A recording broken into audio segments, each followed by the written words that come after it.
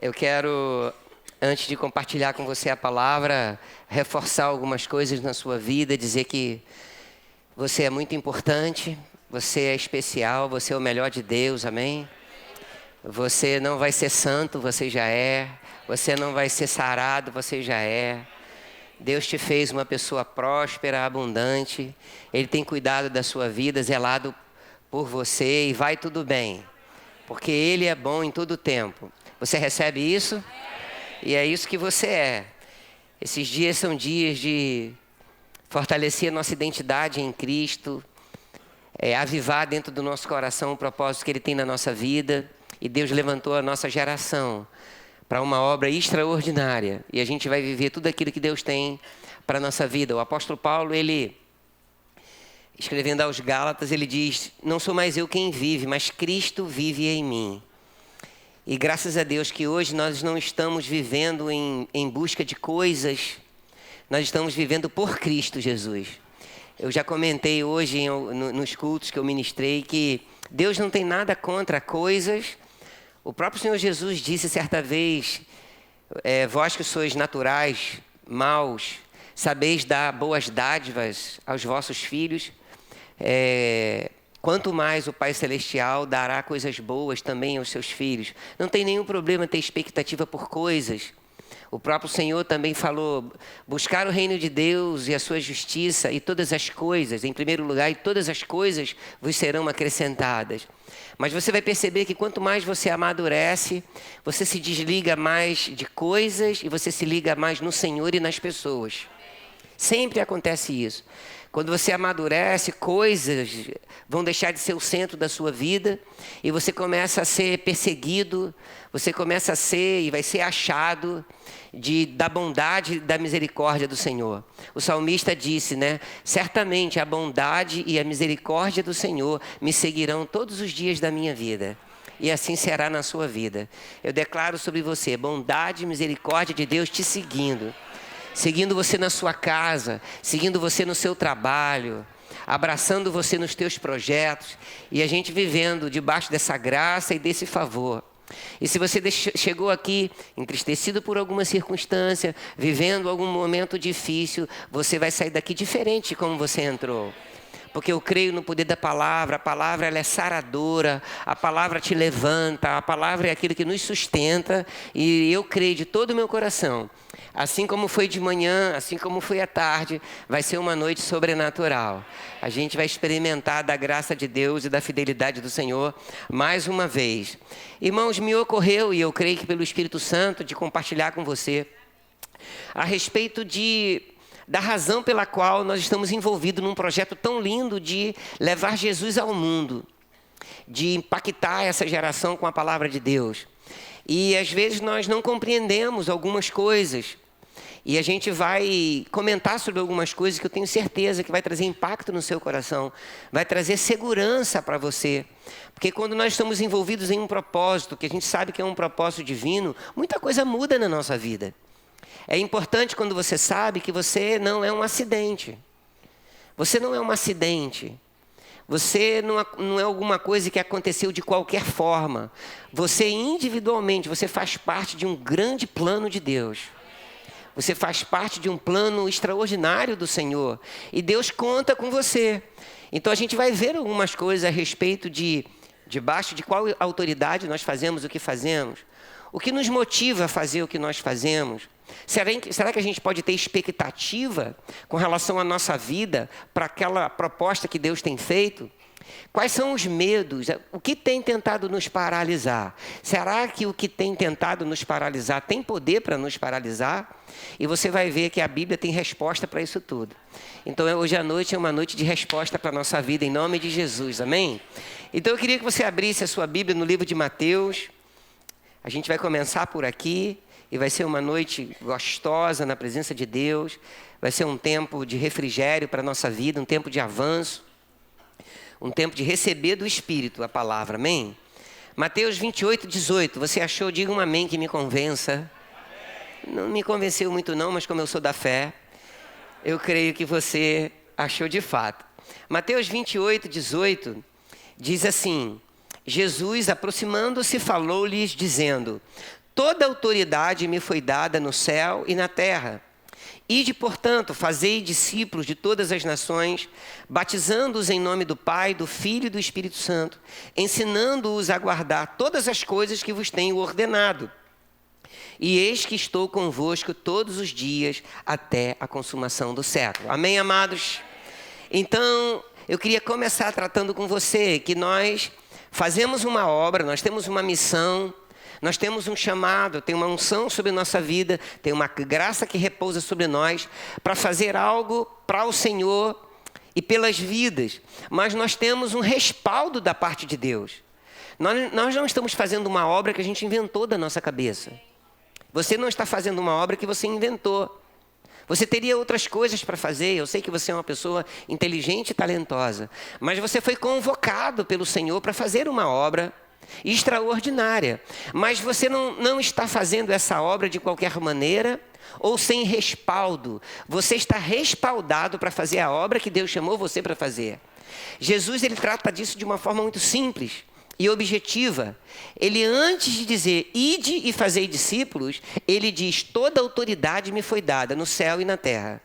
Você não está ligado a um Cristo ressurreto que tem um pouco de autoridade.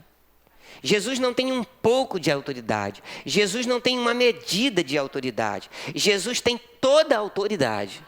Ele tem toda a autoridade. Ele diz que foi dada a ele toda a autoridade. Então nós estamos ligados a um Cristo ressurreto que tem toda a autoridade. Onde ele tem autoridade? Ele tem autoridade no céu e na terra. Mas na terra, como ele exerce autoridade? Irmãos, a Bíblia diz que os céus são os céus do Senhor.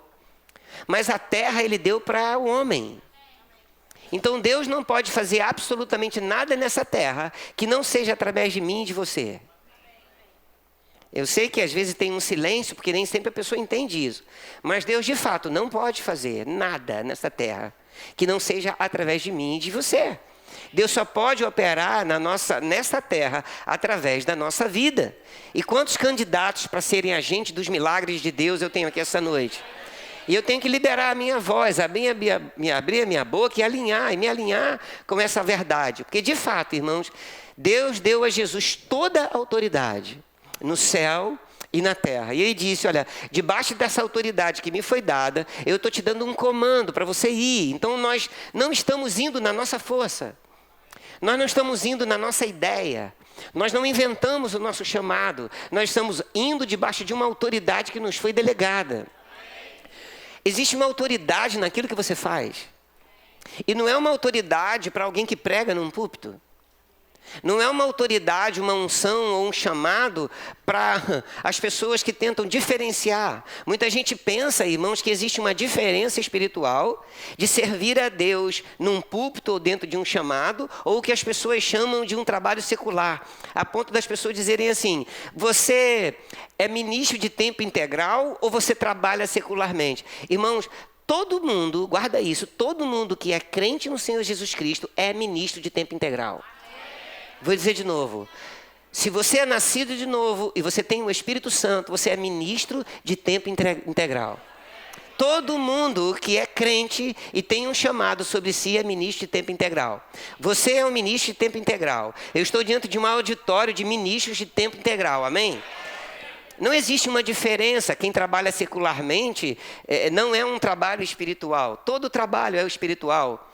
Porque, irmãos, é você que santifica o que você faz.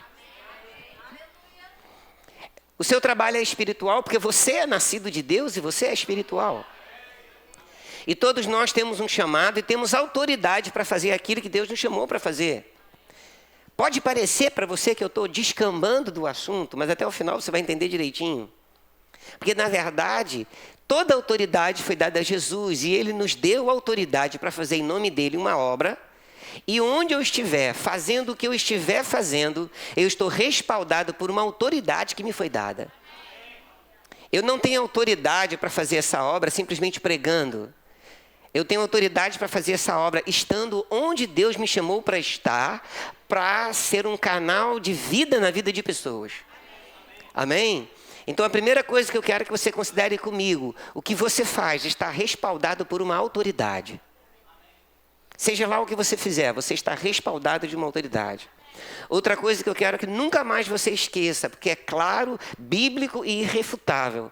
Todo aquele que nasceu de novo e tem o Espírito Santo é ministro de tempo integral. Amanhã, quando você levantar e for para o seu trabalho, você vai lembrar que você é um ministro de tempo integral. Por quê? Porque a palavra de Deus diz lá no livro de Apocalipse que Ele nos constituiu rei e sacerdote. Então, nós ministramos a Deus. Nós temos um sacerdócio sobre a nossa vida. E nós não podemos esquecer disso. Tudo bem até aqui? Agora, nós não fomos chamados, irmãos, para levar as pessoas para Deus através do novo nascimento. A Bíblia, o que Jesus tratou aqui, às vezes a gente esquece, que é muito mais de levar as pessoas para nascer de novo. Aqui está escrito muito claramente que nós temos que fazer discípulos, ensinando-os a guardar todas as coisas que Ele tem nos ordenado. Então, irmãos, nós não celebramos o fato de um monte de gente que nasceu de novo, que recebeu Jesus e virou um amontoado de ficha de membro em cima da mesa do pastor. Não é esse o nosso propósito. Porque você não é uma ficha de membro. Deixa eu dizer de novo, você não é uma ficha de membro. A ficha de membro é um registro natural de que você pertence a uma instituição. Mas você é alguém que Deus tem chamado e que tem um propósito específico. Não tem ninguém aqui nesse auditório que tenha sido um acidente. Deus tem chamado você para algo específico. E Deus tem te dado respaldo para você fazer isso. E irmãos, entenda uma coisa, eu fico impressionado a respeito do nível de autoridade para lidar com todas as coisas do que nós chamamos naturais ou espirituais. A ponto de Jesus, em Lucas 10:17, dizer assim: eis que vos dei autoridade para pisar serpentes e escorpiões e sobre todo o poder do inimigo. Sabia que você tem autoridade para pisar serpentes e escorpiões? E Jesus está falando sobre obra maligna. Deixa eu dizer de novo, porque eu acredito que isso não te empolgou ainda. A Bíblia diz que nós recebemos autoridade para pisar serpentes e escorpiões e sobre todo o poder do inimigo. E para espanto de alguns, e para nossa crença, ele diz que nada, absolutamente nada, nos causará dano. Pastor, mas que expressão forte. Eu não inventei isso. Eu estou citando Lucas 10:17. O que a gente precisa compreender, irmãos, é que vai chegar mais revelação a respeito do suporte que nós temos. Aquele que nos enviou nos dá um suporte. Você não faz essa obra na força do seu braço. E o texto que nós lemos termina dizendo, o Senhor dizendo, olha, eis que estou convosco todos os dias. Sabe aquele dia que você acordou e você não estava nem se sentindo crente? Talvez só até aconteceu comigo em algum momento, mas talvez um dia você acordou e você não sente que Deus está com você. Você não tem nenhum sentimento sobre isso. Você nem pensa que Ele está com você. Mas naquele dia que você está envolvido em um problema que está te atormentando talvez, aquele dia que uma grande pressão sobre sua vida chegou e você não está sentindo que Deus está contigo, nesse dia Ele está contigo como sempre esteve. Porque Deus está com você independente se você está sentindo que Ele está. O exercício que nós temos que fazer de fé é saber que às vezes eu posso não sentir que Ele está comigo. Mas eu não preciso sentir, eu preciso acreditar. Eu preciso crer. Funciona? É claro que funciona. Porque foi o Senhor Jesus que disse, eis que estou convosco todos os dias. Amanhã, quando você acordar, tem uma obra para você fazer. Quando você estiver trabalhando, seja você médico, engenheiro, jardineiro, eletricista, pedreiro, você tem que saber que você é um ministro de tempo integral. Você tem que saber que Deus tem um chamado na sua vida. E o que você está fazendo é para a glória de Deus. Independente do que você esteja fazendo, Deus levantou você como um agente de paz e de refrigério e de salvação para a vida das pessoas. Onde você estiver, você vai lembrar, eu sou um ministro de tempo integral. Eu estou fluindo naquilo que Deus me chamou para fazer. Amém? Agora, o que nos motiva, irmãos, para viver esse evangelho? O que nos motiva a fazer o que a gente faz? É interessante porque em Mateus 9, 35 e 36, a palavra de Deus fala que tinha 3 características no ministério de Jesus. Ele pregava, ele ensinava e ele curava. Esse precisa ser, em tese, o ministério da igreja. Jesus, ele pregava, ele ensinava na sinagoga, pregava o evangelho do reino e curava toda sorte de doenças e enfermidades. Mas o verso 36, que linka muito com o que a gente está tratando, diz assim: vendo ele as multidões, em Mateus 9, 36, compadeceu-se delas porque estavam aflitas e exaustas, como ovelhas que não têm pastor. Qual é o nosso combustível nesses dias, irmãos? E o cuidado que a gente tem que ter. Nós estamos vivendo dias difíceis. O mundo vive dias difíceis. Nós vivemos dias de más notícias. Nós vivemos dias de tragédias. E qual o cuidado que a gente tem que tomar? A gente tem que tomar cuidado para que as notícias, para que as tragédias, para que possíveis frustrações não desensibilizem a gente a ponto da gente achar normal. A igreja precisa ter a sensibilidade de, assim como Jesus, perceber que na multidão tem gente aflita e exausta precisando de você. Se eu perco a sensibilidade pela dor do outro, eu perco o sentido do evangelho. Deixa eu dizer isso de novo, irmãos. Se eu perco a sensibilidade pela dor do outro, se eu perco a sensibilidade pelo sofrimento do outro, eu perdi o sentido do evangelho. Por que eu posso provar isso para você? Porque nós não fomos arrebatados ainda pelo fato de que tem gente que precisa ser alcançada. O nosso tempo aqui não se cumpriu porque o nosso trabalho não acabou. E isso pode ser visto de uma forma macro, como pode ser individual. Amanhã, quando você acordar e ver uma pressão sobre a sua cabeça, o diabo dizendo, vou te matar, ou isso não vai dar certo, você tem que acordar e dizer para você mesmo, eu estou vivo, não fui arrebatado ainda. Se isso não aconteceu, Deus ainda não terminou a obra que tem na minha vida. Eu preciso fazer esse exercício todos os dias da minha vida, porque tem uma obra para a gente fazer. Então eu tenho um respaldo espiritual para fazer o que eu faço. Irmão, se o diabo pudesse te matar, já teria te matado há muito tempo.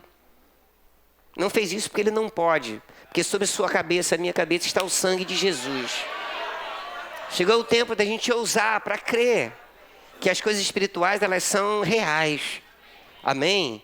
O Senhor tem guardado a nossa vida. O Senhor tem nos protegido. E a gente não pode se apartar disso, porque tem uma grande obra para fazer. E não é uma obra, irmãos, de vaidade. Não é uma obra para a gente competir, para quem está fazendo o que mais do que o outro. Deus nos chamou para outra coisa. O plano de Deus é muito mais sublime, ele é muito mais excelente. E eu não vou poder viver em torno, me permita dizer, do meu próprio umbigo. Você entende essa expressão? Não vai ser tempo de egoísmo, de egocentrismo. Vai ser um tempo da gente se deixar levar para construir com Deus um plano de alcançar pessoas nesses últimos dias. Eu tenho certeza no meu coração que você tem alguém na sua família, perto de você, no seu trabalho, na sua vizinhança, que você sabe que precisa de você. E eu não posso perder aquela sensibilidade de perceber a dor.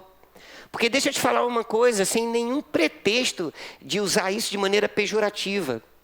Às vezes as pessoas estão profundamente angustiadas, mas elas colocam um sorriso no rosto e às vezes vivem ou tentam passar para a vida coisas que por dentro não estão acontecendo. E as pessoas estão precisando do que você tem.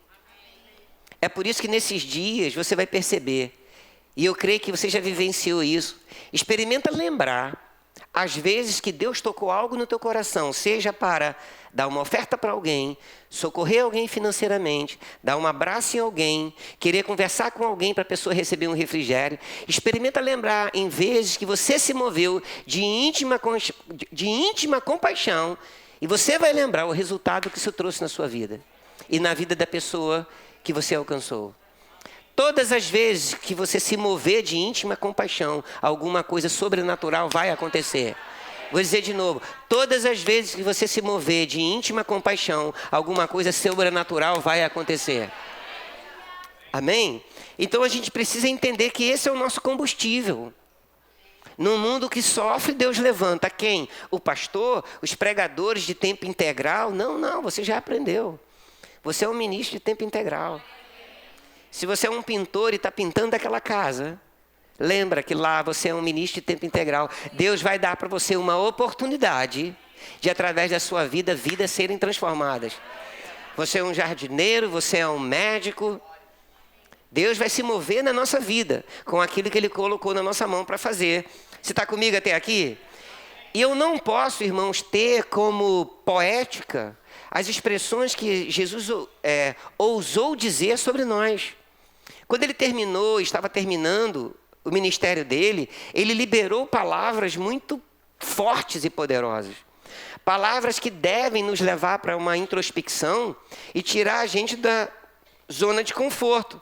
Vou dar exemplo para você. João 14:12, Jesus diz assim: em verdade vos digo que aquele que crê em mim fará também as obras que eu faço, e outras maiores fará. Olha isso. Em verdade vos digo que aquele que crê em mim fará também as obras que eu faço, e outras maiores fará. Quantos candidatos eu tenho aqui? Ousados para crer.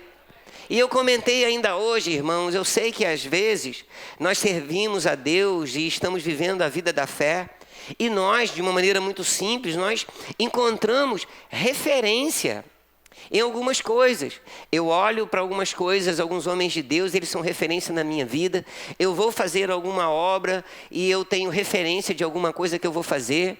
Eu citei, por exemplo, que quando nós, antes de começarmos o planejamento do Templo Novo, eu tenho um pastor amigo meu, pastor Darren, que ele é pastor da igreja Verbo da Vida lá em Aracaju, que quando nós estávamos pensando sobre o projeto, ele já estava em pleno andamento, quase terminando o templo dele. Então foi uma referência para mim nesse sentido, porque ele falou para mim: olha, você pode ir por aqui, mas não vai por esse caminho, porque você vai ter problema. Ele me mostrou a cópia do projeto dele, e nós não fizemos a mesma coisa, mas serviu de um parâmetro muito grande para o arquiteto, para o engenheiro, para quem estava cuidando de tudo. Muitos erros que eu poderia cometer, eu não cometi porque eu tive uma referência. Agora, deixa eu te falar uma coisa, isso é maravilhoso. Só que existem situações na nossa vida, e eu creio que você pode receber isso de uma maneira simples e usando a sua fé. Quando Deus tratou com Noé de construir uma arca, qual era a referência que Noé tinha? Então Deus pode tratar coisas com você, Deus pode tratar coisas comigo que não aconteceram ainda. Deus pode te dar sonhos e direção para fazer coisa que você não vai ter referência. Você vai ter que seguir uma instrução do próprio Deus e vai ter que acreditar naquilo que para você pode ser uma loucura. Mas nenhuma palavra que sai da boca de Deus é loucura para Deus. Toda palavra que sai da boca de Deus pode ser loucura para mim, mas quando Deus está envolvido, por mais impossível que pareça, vai acontecer.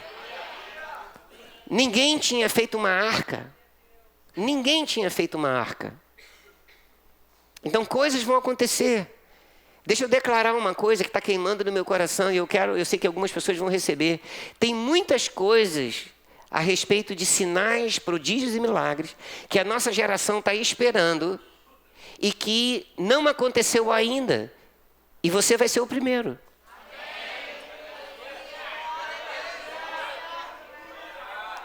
Você vai ser o primeiro. Eu posso ser o primeiro. Por que não? Porque a gente tem que criar uma expectativa a respeito de que autoridade eu estou. Será que existe uma diferença entre a igreja do livro de Atos para a igreja de agora? Será que Jesus mudou ou o Espírito Santo não é mais o mesmo? Será que o tempo dos grandes avivamentos eles terminaram? Não. Eu amo quando o pastor Bill Johnson ele fala, e em vários livros ele fala a mesma coisa. Ele diz que o que motiva ele com relação a todo mover do Espírito de Deus na nossa geração é uma coisa só: se Deus fez uma vez, Ele quer fazer de novo. Se ele fez uma vez, ele quer fazer de novo, porque Deus não mudou de ideia. Você entende? Se Deus quis fazer, ele quer fazer de novo. E a gente precisa dar condições e crer que ele nos chamou para essa obra. E nós não somos incrédulos, nós somos crentes. Depois de Jesus falar a respeito de obras como ele fez e obras maiores, ele diz assim, olha, tudo que vocês pedirem em meu nome eu vou fazer, a fim de que o Pai seja glorificado no Filho. Se me pedirdes alguma coisa em meu nome, eu farei. Então eu preciso entender que não há limites, irmãos. Não há limite quando essa autoridade foi delegada. Não há limite.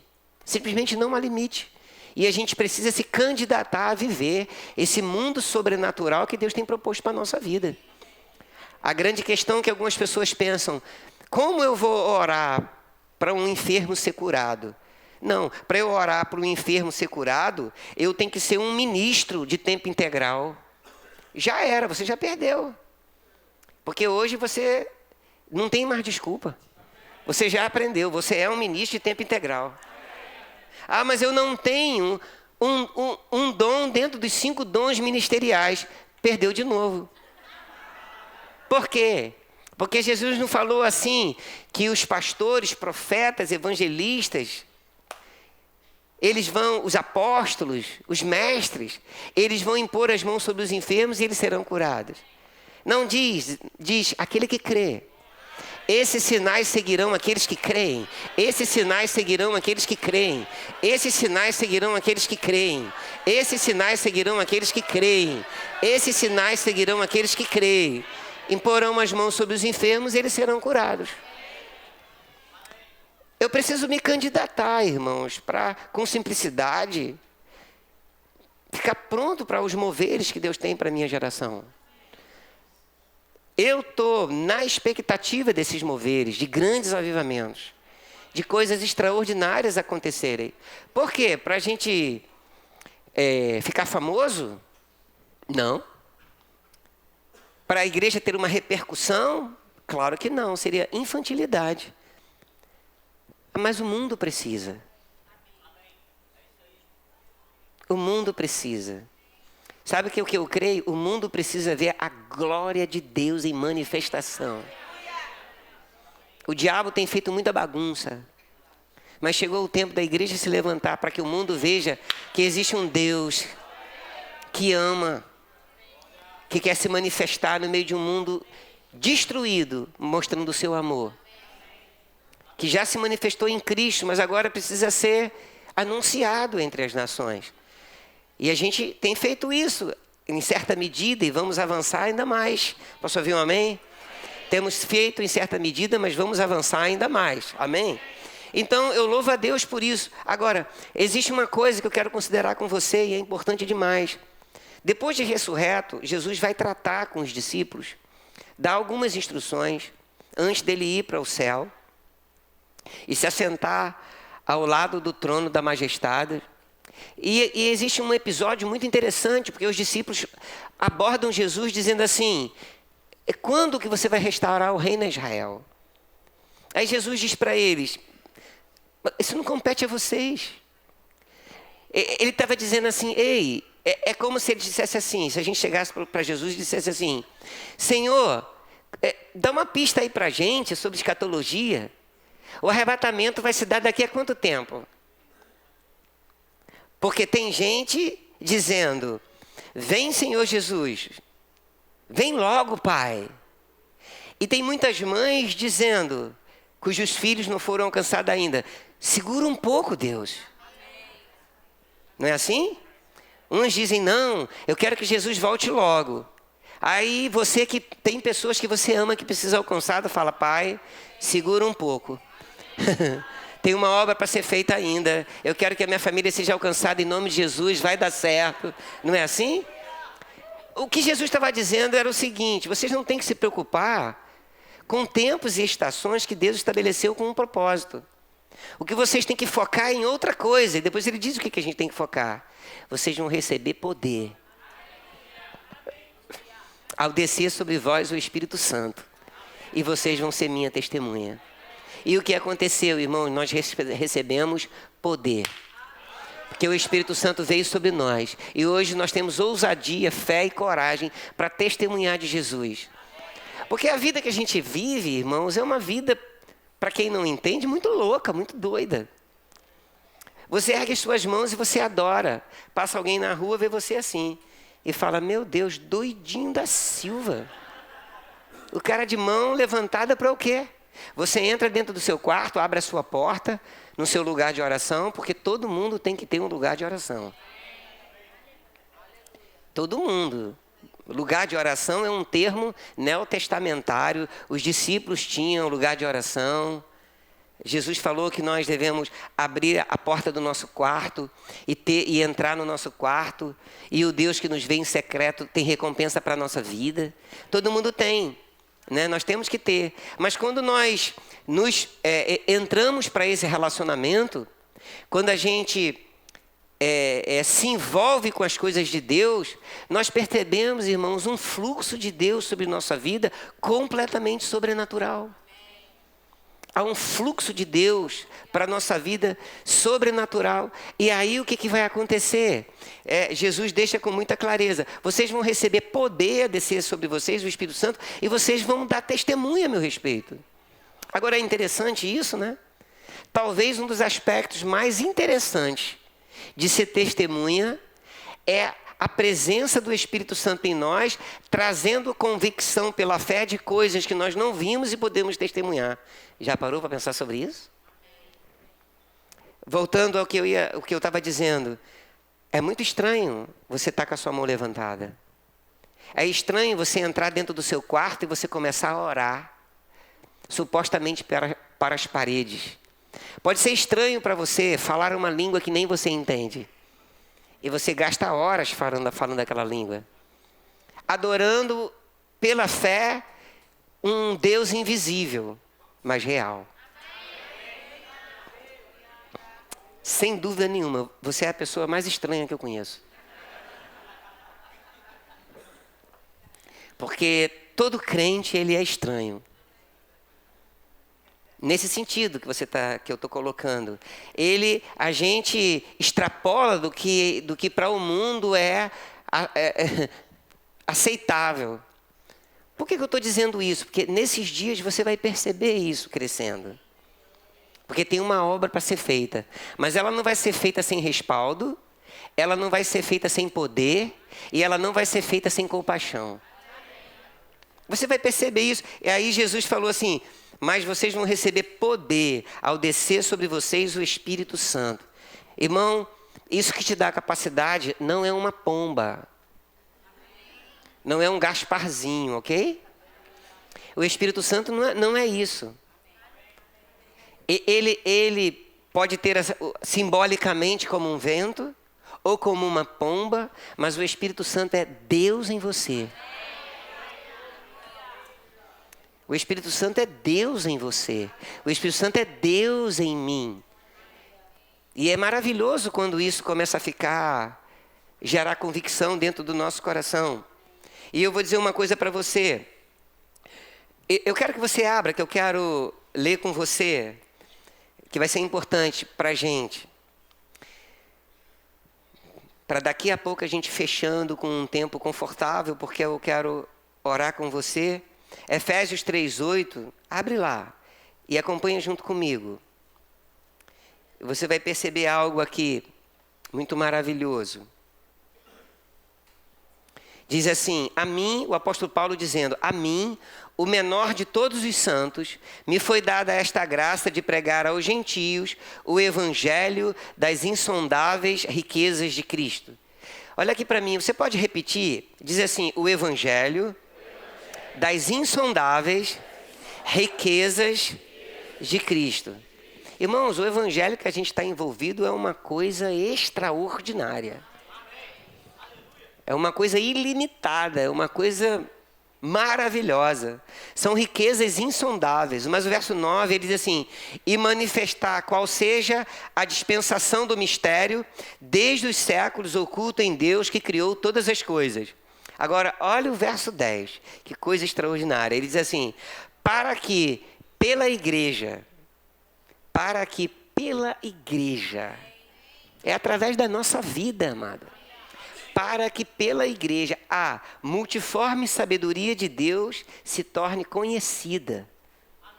Só que depois disso, na revista atualizada, eu não sei qual é a sua versão, mas na minha versão vem uma palavra que para mim faz toda a diferença. Diz, para que pela igreja a multiforme sabedoria de Deus se torne conhecida agora. Não é depois que a gente for arrebatado, não é no milênio. A multiforme sabedoria, através da igreja, será conhecida dos principados e potestades agora. É agora, irmãos. Não é depois, é agora. Dos principados e potestades nos lugares celestiais. Então é algo muito poderoso que a gente está envolvido. Eu tenho que ter segurança quando eu estiver fazendo o que eu estou fazendo. Você tem que ter segurança quando você estiver fazendo o que você está fazendo. Você tem que lembrar que você tem um respaldo de uma autoridade que Deus te deu para fazer. E você vai perceber, irmãos, que aquilo que você foi chamado para fazer, existe uma autoridade tão grande, existe uma graça tão grande. Tem coisas que você faz que eu jamais conseguiria fazer, porque tem uma graça sobre sua vida. Tem coisas que só você faz, do jeito que você faz. Deus, além de ter talentos específicos para pessoas, Deus tem coisas com pessoas. Tem coisas com pessoas. Tem coisas que tem que ter o teu jeito, tem que ter o teu DNA, tem que ter a tua marca. É por isso que você não é como uma coincidência, você não está esta noite aqui por coincidência. Você não é um acidente. Você é um plano de Deus. A sua vida tem um propósito. E quanto mais rápido você entender que a sua vida tem um propósito, mais as coisas vão mudar, mais rápido. Agora, eu quero começar a concluir levando você para um entendimento que o apóstolo Paulo, ele escrevendo a Timóteo, porque essa inclinação eu tive hoje de tarde e chegou forte no meu coração, porque, irmãos, pode ser que aqui no nosso meio tenham pessoas, nós estamos aqui num grupo muito heterogêneo, cada um aqui tem uma história, cada um aqui tem um passado, e a gente já aprendeu que se a gente quiser viver uma vida de Deus livre, a gente vai ter que abrir mão de passado. Chega de passado. Vou dizer de novo, chega de passado. Você tem uma nova natureza agora, você é uma nova criatura. E eu creio que existe um livramento de passado, né? Para que a gente possa viver o que Deus tem para a nossa vida. Entenda isso, para você viver o que Deus tem para a sua vida, o seu passado não vai poder ir junto. Ele vai atrapalhar você. Você é uma nova criatura. Vou dizer de novo, você é uma nova criatura. Se alguém está em Cristo, é uma nova criatura. Não dê tanto valor para o que aconteceu na tua infância, o que você passou. Eu não estou dizendo que você não possa ter tido sequelas emocionais, nada disso. O que eu estou dizendo é que existe um projeto que cobre tudo isso. Esse projeto, na minha opinião, chama-se o sangue de Jesus. Eu fui lavado e remido pelo sangue de Jesus. E a gente é livre, irmãos. Se eu contasse para você tudo o que aconteceu na minha infância, você ia falar assim, não, é impossível, pastor. Porque tem coisas que eu não tenho coragem de falar para você. Mas não tem peso nenhum. Nem quando eu lembro, não faz nem cócega mais. Porque eu estou livre, irmãos. Eu não fui chamado para ser oprimido, não. Eu fui chamado para ser livre. Livre, sabe? Agora, é uma escolha que você faz diante até da sua fraqueza e deficiência. Então você pode, ao longo da sua caminhada, ter coisas no teu coração sobre o propósito, sobre o ID, sobre o teu chamado, mas coisas podem ter embaraçado. Você pode ter esfriado, por exemplo. Você pode ter se perdido no meio da caminhada. Você pode, por exemplo, não é você esfriado no sentido do texto que eu vou citar, quando Paulo diz para Timóteo, em 2 Timóteo 1,6, diz assim, por esta razão, pois te admoesto que reavives o dom de Deus que há em ti. E reavivar significa, a palavra grega, reacender, por fogo, inflamar, reavivar mesmo. Você já percebeu que tem momento na sua vida que você está xoxo? Esquece a questão do dom. Já viu? E você está xoxo. Às vezes você pode estar xoxo, alguma coisa ruim aconteceu. E às vezes você pode estar xoxo e não aconteceu nada, você só está xoxo. Agora deixa eu te falar uma coisa. Uma vez aconteceu algo, eu ainda morava em outro bairro antes de vir para cá. E naquele tempo eu fazia churrasco. Naquele tempo. Não faço mais, infelizmente. A Aurinha está aqui fazendo careta para mim, mas eu perdi um pouco. E aí eu me lembro, eu nunca mais esqueci, porque o Espírito Santo ministra tudo para a nossa vida. Nós fizemos um almoço e tinha um casal de amigo que não tinha chegado para o almoço. Mas passou muito. E quando eu cheguei na churrasqueira, estava ela toda coberta daquele pó do carvão. Aí eu falei, rapaz, que situação. Não tinha mais carvão, estava fechado lá, não tinha como comprar. E aí eu tirei a poeira, e quando eu tirei a poeira, eu encontrei, olha só que coisa, vários pedacinhos de carvão embaixo da poeira. Aí eu falei, rapaz, mas tem muito pedaço de carvão aqui. Eu tirei a poeira e juntei. E estava todo apagado. Eu falei assim, sabe o que eu vou fazer?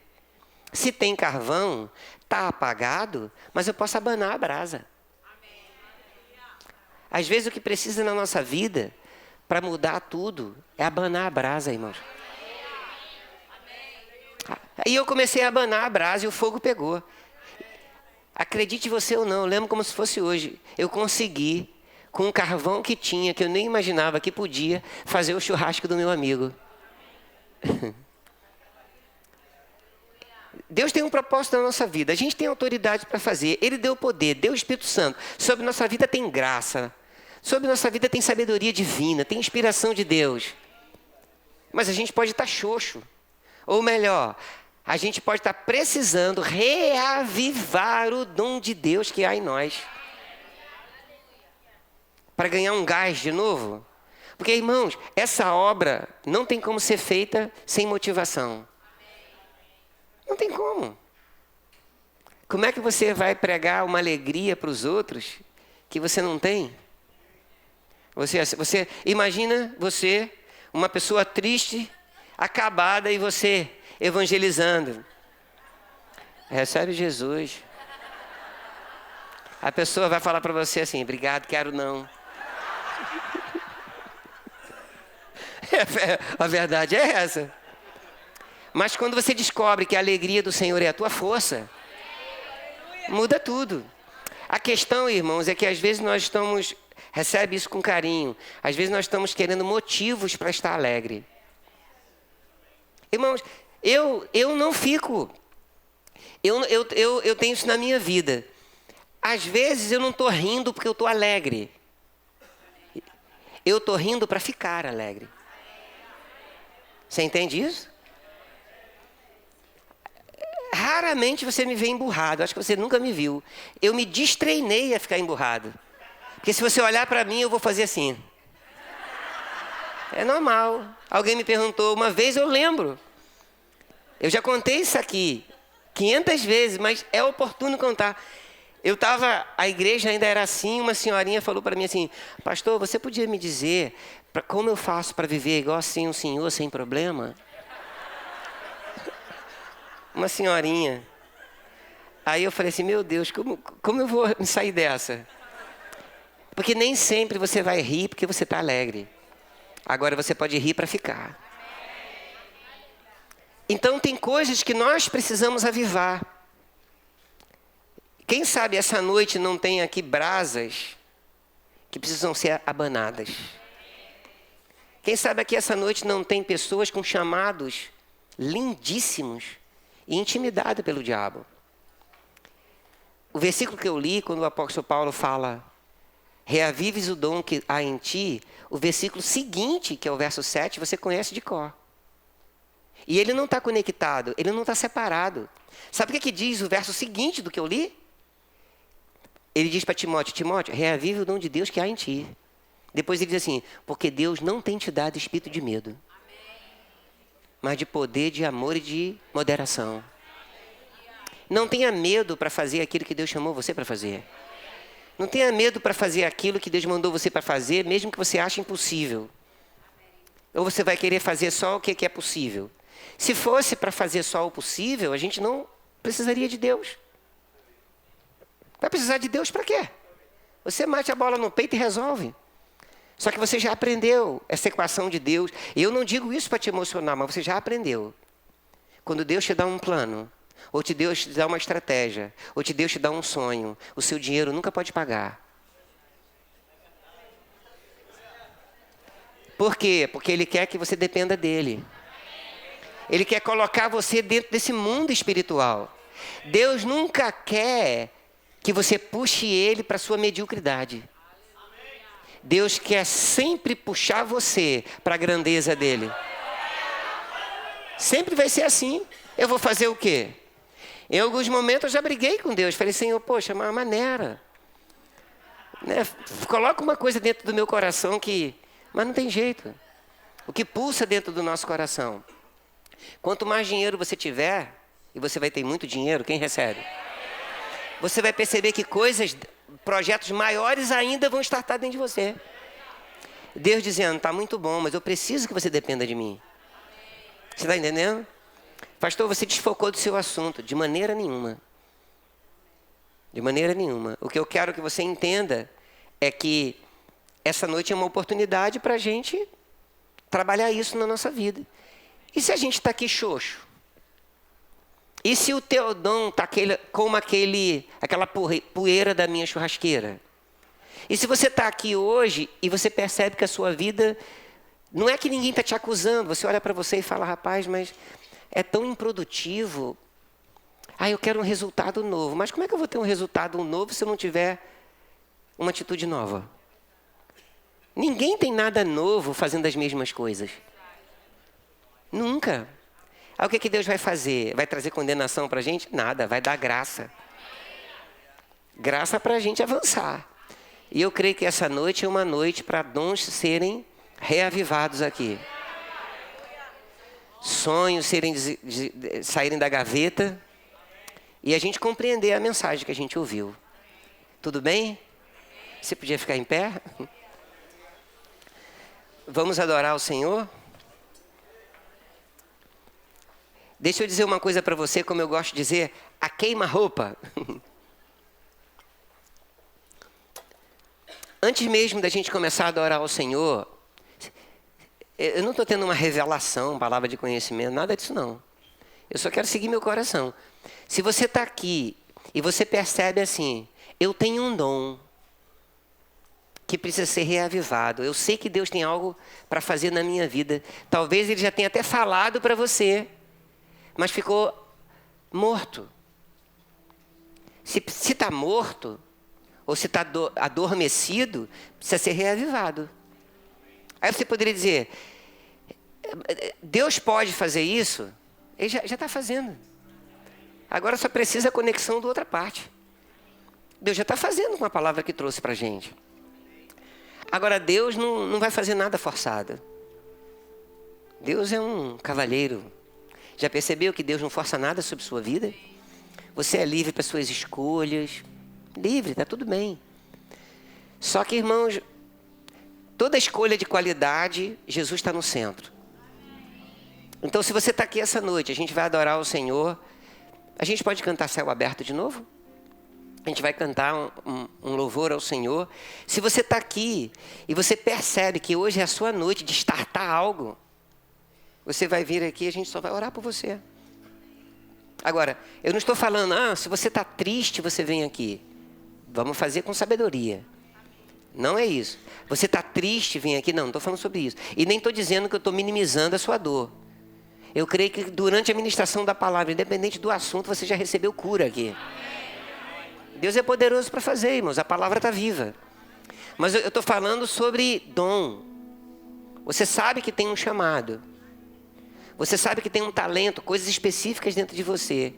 E por um motivo que só você sabe, isso ficou amortecido, adormecido. E você ouviu essa palavra, você fala, a palavra de Deus diz, reavives o dom que há em você. Por quê? Porque Deus está contando com você. porque você é importante. Tem pessoas esperando você. Tem pessoas esperando por você. E aí você, se você se encaixa dentro disso, você sai do seu lugar, não fica com vergonha de nada. Porque a gente não está aqui um para apontar o dedo para o outro, a gente está aqui para se ajudar. E vai dar tudo certo. Hoje vai ser um divisor de águas na vida de muita gente nesse lugar. Vamos adorar o Senhor? Vamos fazer isso?